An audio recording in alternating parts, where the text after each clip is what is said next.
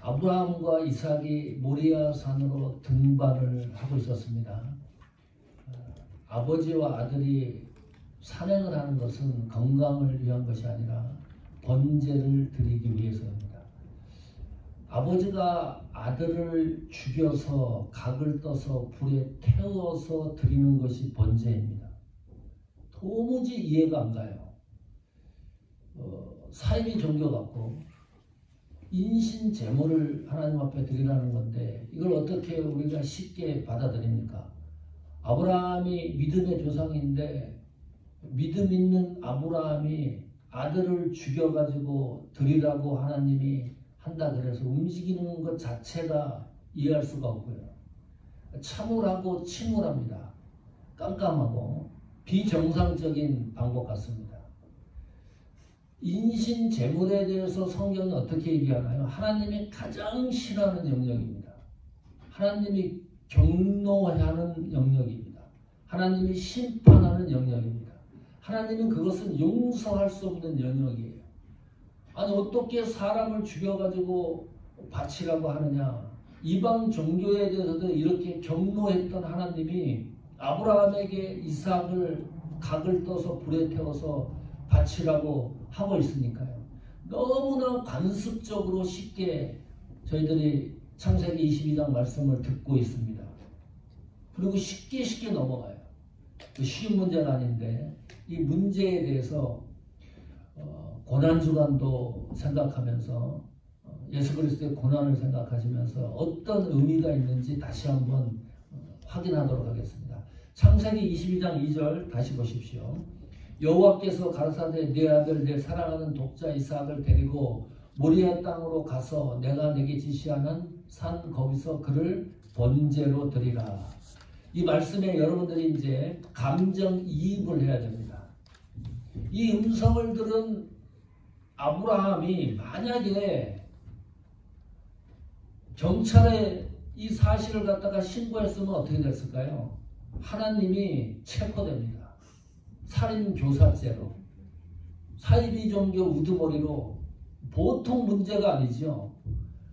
어떻게 아들을 죽여가지고 번제로 드리라고 이야기를 합니까? 번제 제도의 형식이 있다 그러더라도 죽이는 거잖아요, 사람을.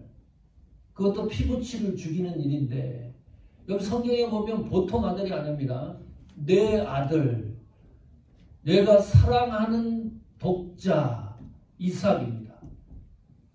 아브라함이 피부치처럼 아브라함의 생명처럼 여기는 아들을 죽여서 번제로 드려라.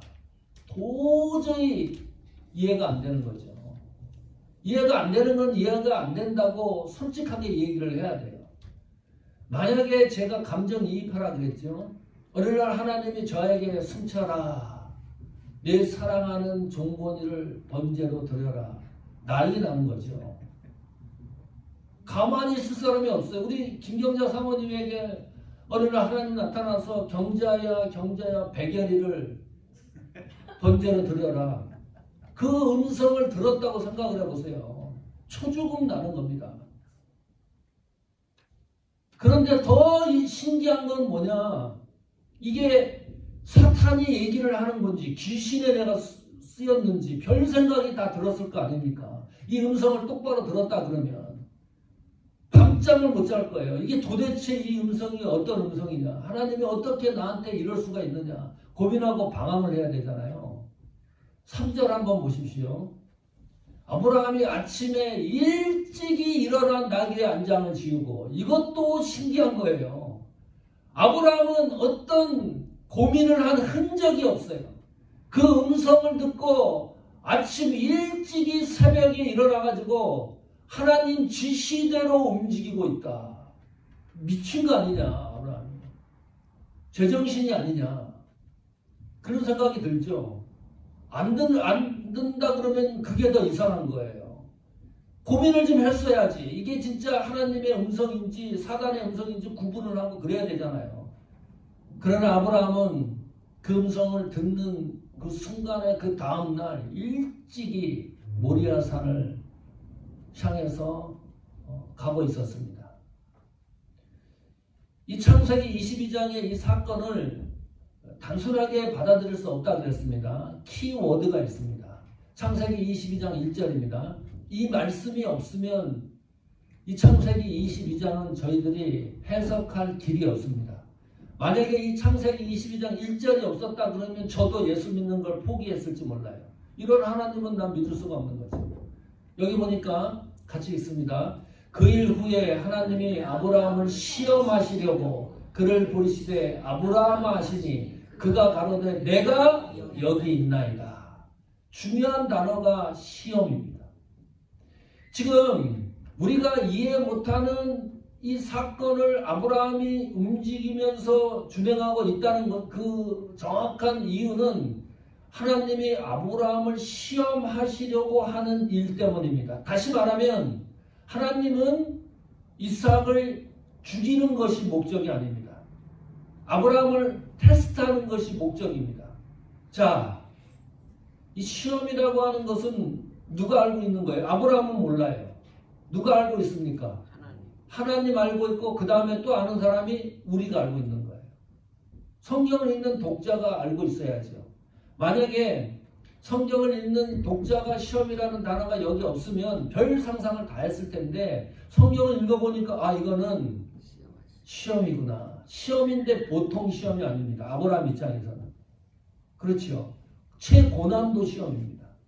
세상에 이렇게 어려운 시험이 없어요. 하나님이 가장 싫어하는 영역을 헤쳐나가야 되는 시험 테스트예요. 그러면 우리는 성경을 읽는 독자 우리는 아브라함이 이 시험을 어떻게 이겨나갈 것인가를 집중적으로 관찰하면서 성경을 잘 읽어봐야 되죠. 그런데 아브라함은 음성을 들은 그 다음날 움직이기 시작을 했습니다. 이게 무슨 말인가요? 아브라함은 하나님의 음성을 분별할 수 있는 믿음의 소유자였다. 이게 포인트입니다. 이게 귀신의 음성인지 사단의 음성인지 그 음성을 듣고 이 음성은 하나님의 음성이라고 하는 확신이 있었다. 이 신앙생활에 얼마나 중요한 포인트입니까? 내가 하고 있는 이 일이 하나님이 원하시는 일인지 하나님이 목적하는 일인지 이것이 하나님의 뜻인지 이게 하나님의 방향인지를 분별할 수 있는 능력이 아브라함에게는 있었습니다. 그러니까 하나님의 음성이라는 확신이 드니까 주저할 이유가 없는 거예요. 하나님 지시대로 움직이는 겁니다. 시험을 치르는 아브라함의 행적이 놀라운 사실 아닙니까? 하나님의 음성이라고 분명하니까 이것이 시험이라도 보통 어려운 시험이 아니기 때문에 어려움은 어려울수록 하나님이 지시하는 대로 가는 겁니다. 그래야 승산이 있습니다. 다른 방법을 쓰는 게 아니라요. 하나님 말씀대로 움직이는 것이 그 시험을 통과하는 힘이 있는 겁니다. 근데 우리는 잘 그러지 못해요. 이 보통 시험이 오면 넘어져요. 무너져요. 그리고 하나님 뜻의 방향대로 길을 열고 있는데도 그 방향대로 가지 않으려고 애를 씁니다. 다른 엉뚱한 곳에서 그걸 해결하려고 그래요. 그러다 보니까 어떻게 돼요? 시간 낭비하죠. 몸 상하죠. 하나님과 거리가 점점 멀어지죠. 복잡한 일들이 일어나는 거잖아요.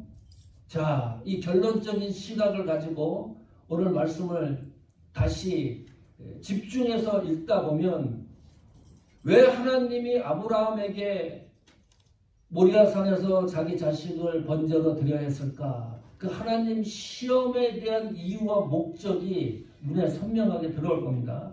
자, 모리아산을 올라가면서 대화하는 장면이 있습니다. 창세기 22장 7절입니다. 22장 7절 볼까요? 같이 읽습니다. 시작. 이삭이 그 아비 아브라함에게 말하여 가로되 내 아버지여 하니 그가 가로되 내 아들아 내가 여기 있노라. 이삭이 가로되 불과 나무는 있거니와 번제할 어린 양은 어디 있나이까. 이삭이 물었어요. 아버지 그래 아들아 내가 네 옆에 있지 않느냐. 이삭이 아들이 아브라함에게 묻습니다. 근데 너무나 불과 나무는 있는데 어린 양이 없다. 재물이 없다. 이게 어찌된 일입니까? 이렇게 물은 거예요. 이때 이삭의 나이가 몇 살이었을까요? 신학자들이 연구를 해보니까 37세. 그것도 더 낮으면 어떤 신학자는 15세에서 20세입니다. 이삭이 불과 나무는 있는데 번제할 어린 양이 어디 있느냐고 물어본 거는 무슨 의미가 있는 거죠? 이삭이 번제 예식에 대해서 너무 잘 알고 있었다는 증거입니다. 모르는 게 아닙니다. 이 번제라는 것이 어린 양을 각을 떠서 하나님 앞에 드리는 제사라는 걸 너무나 잘 알고 있었던 거예요. 그런데 곁에 제물이 없어요. 어린 양이 없습니다. 아브라함의 아버지의 대답이 궁금하죠. 8절입니다. 아브라함이 이렇게 대답합니다. 같이 읽습니다. 아브라함이 가로되 아들아 번제할 어린 양은 하나님이 자기를 위하여 친히 준비하시리라 하고 두 사람이 함께 나아가서 거짓말이죠? 이렇게 대답하면 안 되는 거죠? 아버지가 아들한테. 이렇게 얘기를 해야지 정상적인 거죠. 하나님이 나에게 음성으로 얘기를 했는데, 정확하게 얘기를 했는데, 너를 번제로 각을 떠서 불에 태워 드리라고 그 음성을 나에게 들려주셨다. 그래서 지금 모리아산으로 올라가는 거다. 이렇게 얘기를 해야 정확하게 대답을 하는 거잖아요. 거짓말한 겁니다. 아브라함이 아들에게 도저히 말할 수가 없는 거죠. 아들을 죽여서 너를 죽여서 번제로 드리라는 이야기를 어떻게 아브라함이 정상적으로 사실적으로 이야기를 할 수가 있겠어요. 만약에 정상적으로 얘기를 했다 그러면 이삭이 거부하고 그 자리를 탈출하든지 다시는 아버지를 보지 않을 수도 있습니다. 가출했을 수도 있어요. 세상에 이런 아버지가 어디 있는가 하고. 그러면 사실적으로 얘기를 안 한다 그러면 왜 저렇게 얘기를 했을까 아브라함이. 다른 방법으로 얘기할 수도 있잖아요. 자, 이런 방법도 있습니다. 하나님이 우리를 위해서, 아브라함과 이삭입니다. 우리를 위해서 분명히 재물을 준비해 놓으실 것이다. 이것이 더 설득력 있는 대답 아닙니까? 거짓말을 하나 그러면. 그런데 하나님이 자기를 위하여 친히 준비하시리라. 희한한 대답을 한 겁니다. 하나님이 자기를 위하여 친히 준비하실 것이다. 이 고백은 신약 성경에서 베드로가 예수님에 대해서 정확하게 고백했던 내용과 일치하는 내용입니다. 하나님에 대해서 예수 그리스도의 구속에 대해서 신약은 베드로의 고백이 있다 그러면 구약 성경에는 아브라함의 고백이 있는 겁니다. 이거는 놀라운 고백입니다. 하나님이 자기 자신을 위해서 친히 준비하실 것이다. 친히 준비하는 게 뭡니까? 어린 양이에요. 이삭을 대신해서 죽을 자를 어린 양을 준비하실 것이다. 그 어린 양이 예수 그리스도 아닙니까? 구속론적인 고백을 하는 거예요. 이삭이 이 이야기를 듣고 아무 목소리 반응을 하지 않습니다. 성경 어디에도 이 사실 이 이야기를 듣고서 아버지에 대해서 부정적 반응을 하는 기록이 성경에 없습니다. 그리고 나서 성경이 이렇게 전개가 돼요. 9절 한번 보십시오. 하나님이 그에게 지시한 곳에 이른지라 이에 아브라함이 그곳에 단을 쌓고 나무를 벌려놓고 그 아들 이삭을 결박하여 단 나무 위에 놓고. 이삭이 아무 저항을 하지 않는 거죠. 8절 아버지 이야기를 듣고 대답을 듣고 단을 쌓고 무슨 일이 벌어지는 걸 이삭이 너무나 잘 알고 있는 거예요. 장성한 아들입니다. 청년입니다. 10절 보세요. 손을 내밀어 칼을 잡고 아들을 잡으려 하더니 각을 뜨는 겁니다. 죽이려고 하는 순간입니다. 찰나의 순간입니다. 이때도 이삭의 반응이 없어요. 이유가 뭘까요? 지금 창세기 22장 9절 10절에 나오는 이삭의 반응은 어떤 의미가 있는 건가요? 나는 이 번제된 위에서 죽겠다는 거예요. 죽겠다는 거 아닙니까? 아무 저항도 하지 않고 나는 죽을 것이다. 이삭이 이런 담대한 믿음이 생긴 이유가 뭡니까? 아버지가 고백한 신앙 고백 때문입니다. 나는 그것을 믿겠다는 거예요. 하나님이 친히 준비하신 어린 양이 있다는 이 사실을 나는 믿겠다. 믿음이 뭔지 압니까? 생명을 거는 겁니다. 예수님도 우리의 믿음이 생성되기 위해서 예수 그리스도를 이 땅에 보내주셔서 고난 가운데 십자가에 죽게 했습니다. 그 이유로 우리가 믿음이 생성이 된 거예요. 믿음은 죽기를 각오하는 겁니다. 쉬운 문제가 아니죠. 믿음 하니까 별거 아닌 것 같은데 이삭은 번제단 위에서 자기 생명을 하나님 앞에 드리는 엄숙한 장면입니다. 믿음에는 그래서 영향력이 있어요. 교회의 믿음의 중심을 잡는 분들이 계시면 파고가 일어납니다. 파도가 쳐요. 다른 사람들에게 영향력을 미쳐요. 믿음에 놀라운 영향력을 미치는 거죠. 아브라함이 믿음의 고백을 했더니 이삭이 그 사실을 가지고 믿음으로 자기 생명을 하나님 앞에 드리려고 하는 역사적인 기록이 성경에 등장하지 않습니까? 참 신비하고 놀라운 일입니다.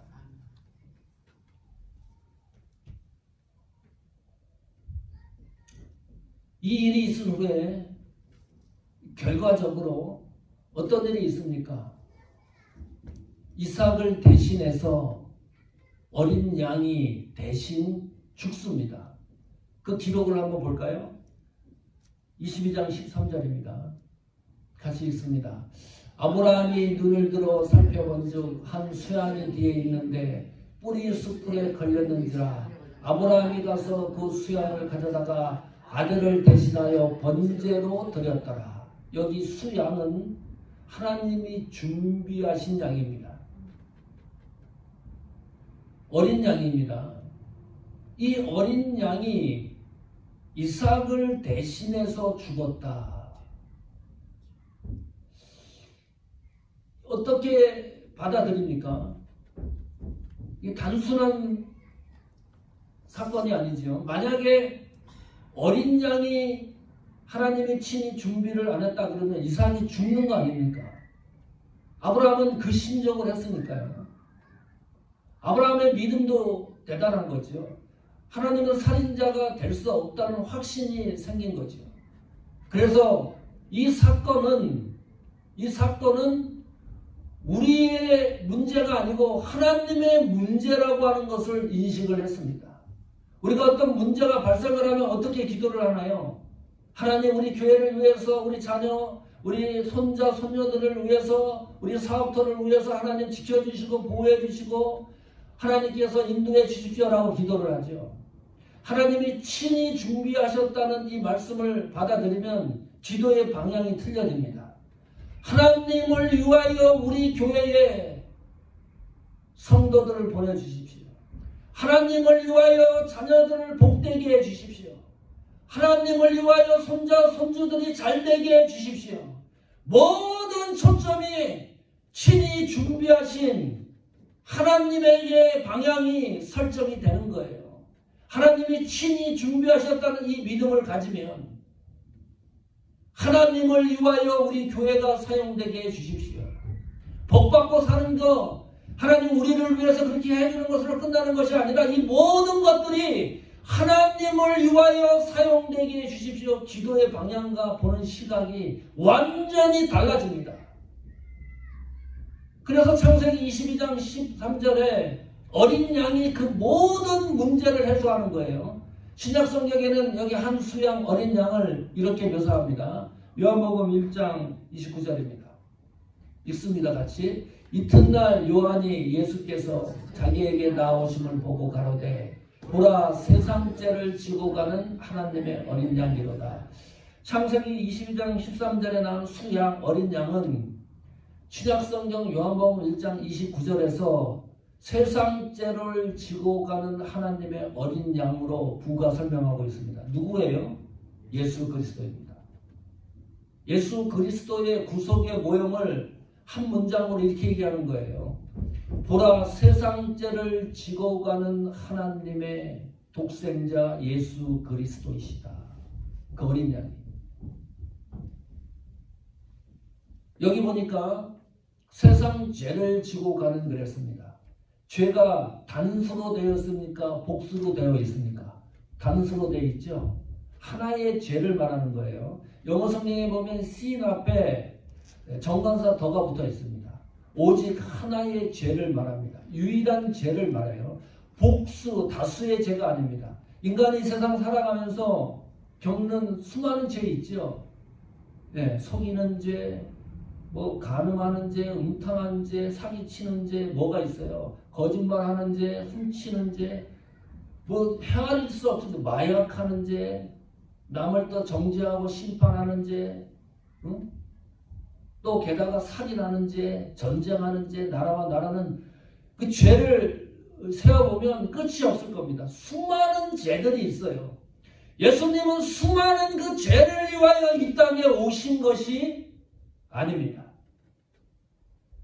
우리 인간이 짓는 모든 죄들은 인간의 노력과 의지와 윤리와 도덕적 양심으로 해결할 수 있는 죄들이에요. 그게 해결을 할 수 없는 죄라고 한다 그러면 지금 지구촌이 이렇게 살 수가 없죠. 뒤집어져도 수없이 뒤집어졌죠. 만약에 인간의 의지와 노력으로 그런 죄들이 해결이 안 되면 어떻게 돼요? 법의 심판을 받습니다. 법이 가만히 안 둡니다. 사회법으로도 가만히 안 두고 잡아다 감옥으로 보내고 무기징역도 보내고 사형도 시키잖아요. 어쨌든 해결하려고 애를 쓰는 거예요. 그런데 여기서 말하는 죄는 그런 죄를 위해서 예수님이 오신 게 아닙니다. 하나의 죄, 인간이 해결할 수 없는 죄를 위해서 이 땅에 오셨습니다. 인간이 해결할 수 없는 죄가 뭡니까? 인간의 노력과 의지와 행함으로 해결할 수 없는 죄가 아담의 죄로 영향권 안에 들어있는 죄의 형태입니다. 아담의 죄로 인간은 완전히 부패한 상태입니다. 전적으로 타락한 상태입니다. 전적으로 무능한 상태입니다. 어느 정도인지 압니까? 썩은 송장이에요. 의식이 없는 거예요. 방법이 없어요. 죽어있는 상태예요. 죽어있는 우리를 위해서 예수 그리스도가 이 땅에 오신 겁니다. 참, 그거를 우리가 깨닫고 느껴서 예수를 믿고 있는 거예요. 얼마나 신비한 일입니까? 그냥 일반적으로 일어나는 죄성이나 이런 것들은 그냥 이것이 어떻게 우리의 의지와 행위로 어느 정도 극복할 수가 있는데, 아담의 죄라는 본질적인 죄를 우리가 알고 그 죄 문제가 해소돼서 믿음이 생겨서 예수님을 믿고 있다는 사실이 기적 중에 기적이에요. 세상 사람들이 모르는 이 사실을 우리가 알고 믿음의 행위를 하고 있으니까. 로마서 한번 볼까요? 로마서 5장 8절입니다. 시작. 우리가 아직 죄인 되었을 때에 그리스도께서 우리를 위하여 죽으심으로 하나님께서 우리에게 대한 자기의 사랑을 확증하셨느니라. 비슷하죠? 창세기 22장 8절 말씀과. 자, 죄인 되었을 때 해결이 안 되는 겁니다. 죽은 사람이 어떻게 해결이 돼요? 의식이 없는데. 그런데 예수님께서 우리를 위하여 죽으셨다. 이삭을 위해서 어린 양이 죽어서 이삭이 살아난 것처럼 예수 그리스도가 나를 위하여 죽으심으로 어떤 변화가 일어난 거예요. 주님이 나를 위하여 죽으심으로, 성경은 결론적으로 그 사실을 이렇게 말하는 겁니다. 하나님께서 우리에게 대한 자기의 사랑을 확증하셨다. 증명했다. 그겁니다. 우리가 예수 믿는다고 하는 이 사실은 예수님이 나를 향한 사랑을 증명하는 겁니다. 하나님이 나를 사랑하는 증거가 뭡니까? 예수를 믿고 있다는 것이 증거입니다. 그걸 성경은 하나님 자기 사랑의 확증이라고 얘기합니다. 구약성경은 이걸 어떻게 하는 거죠? 하나님이 스스로 친히 자기 자신을 위하여 준비하신 어린 양 예수 그리스도라고 얘기를 하는 거예요. 자, 구속론적인 관점에서 보면 궁극적으로 우리가 구원을 받는다는 사실은 하나님의 절대적인 의지에 의한 작품입니다. 우리의 작품이 아닙니다. 왜냐하면 우리는 죽은 상태이기 때문입니다. 우리를 누군가가 살려놔야 돼요. 살려놔야 믿음이 생기는 거예요. 죽어있는데 어떻게 믿음이 생겨요? 살려놓는 작업, 예수께서 우리를 위하여 죽으신 이 사건이 나를 살려놓은 겁니다. 살려놓은 것이 우리 입장에서 하나님의 은혜예요. 그 은혜가 믿음이 생성이 되는 거죠. 이렇게 얘기를 해도 어떻게 반응하냐 하면, 목사님, 아닌 것 같다. 내가 받은 이 구원이 어떻게 하나님이 정적으로 100% 움직여가지고 이 구원이 완성되냐. 나는 그거 도저히 믿지 못하겠다. 그러니까 한 20%, 30% 정도 인간의 의지, 노력, 행함 이거를 좀 집어넣어야 되지 않겠느냐. 성경도 이상한 거가 나오는 것 같고 그러니까. 자, 20%, 30% 인간의 의지와 노력으로 구원에 이른다고 생각을 해보자. 그러면 예수님이 이 땅에 오신 이유는 30% 인간의 노력을 위해서, 구원의 노력을 위해서 이 땅에 신이 와가지고 고난당하고 죽습니까? 내가 신이라면 절대 그렇게 하지 않습니다. 30% 인간의 행위와 노력으로 구원을 얻는다 그러면 신이 이 땅 위에서 왜 고생하고 고난을 당하고 죽어요? 어떤 경우는 이렇게 얘기해요. 30%도 모자르다. 그러니 100%를 우리에게 달라. 100% 내가 하나님을 선택하고 내가 하나님을 믿고 그래서 구원을 얻는다고 우리에게 구원에 대해서 몽땅 우리에게 주권을 달라는 거예요. 100%. 아니 100% 우리가 선택해서 예수를 믿는다 그러면 예수님이 이 땅에 왜 와서 고난을 당해요 도대체? 논리적으로 맞아요? 맞지가 않아요. 안 맞아요. 예수님이 올 이유가 뭐가 있습니까? 내가 의지적으로 하나님을 선택해서 예수님을 선택해서 구원에 이른다 그러면 불교를 믿지. 불교도 그러잖아요. 이방 종교들도 다 그러지 않습니까? 내 행함과 의지로 믿어서 복받는다 그러는데 어디 세상에 신이 와가지고 죽은 사건이 있습니까? 그렇게 신이 약합니까? 아니지요. 해결될 수 없는 본질적인 죄가 있기 때문에 예수님이 이 땅에 오신 거예요. 그것이 나에게 은혜로 작용을 한 거예요. 믿음보다 앞서는 것이 은혜입니다. 믿음으로 구원받는 것 같은데 내 의지적으로 구원을 받는 것 같은데 곰곰이 따져보니까 그게 아닌 거예요. 믿음이 생성되기 전에 이미 우리는 하나님의 은혜를 받은 사람들이기 때문에 믿음이 생기는 거예요. 그 믿음으로 이 세상을 살아가는 겁니다. 이 믿음이 어디에서 나온 거예요 도대체? 내 의지에서 나온 겁니까? 노력으로 나온 겁니까? 행함에서 나온 겁니까? 아니잖아요. 신앙생활 오래 한 사람들한테 가서 물어보세요. 배우지 못한 옛날 우리 할머니, 할아버지 신앙생활 했던 분들한테 가서 물어보세요. 믿음이 어떻게 됐냐? 하나님 은혜로 된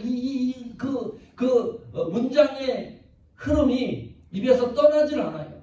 하나님 은혜로 믿음이 되고 하나님 은혜로 우리가 구원을 받고 입으로 시인하고 고백을 하면서도 하나님이 나를 구원해 주신 이 놀라운 역사적인 감동을 느끼지 못한다 그러면 믿음이 약해지는 거죠.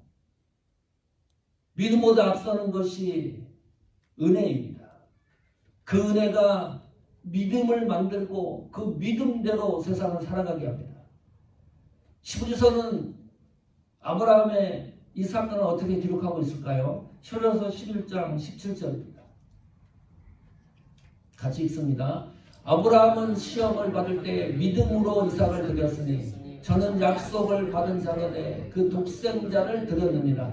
아브라함은 이미 하나님의 은혜를 경험했던 인물입니다. 그 은혜가 믿음이 생성되게 했습니다. 그 믿음으로 이삭을 드렸다 그랬습니다. 아브라함이 도박을 한 게 아닙니다. 무모한 짓을 한 게 아닙니다. 하나님 은혜에 기초한 믿음으로 이삭을 드렸다. 어느 정도의 믿음인지 압니까? 19절입니다. 저가 하나님이 능히 죽은 자 가운데서 다시 살리실 줄을 생각한지라. 비유컨대 죽은 자 가운데서 도로 받은 것이니라 그랬습니다. 단순하지 않죠. 2166년 예수님이 오시기 전 2166년 전의 사람이 아브라함이에요. 근데 아브라함이 어떤 신앙을 갖고 있는 거예요? 부활 신앙을 갖고 있어요.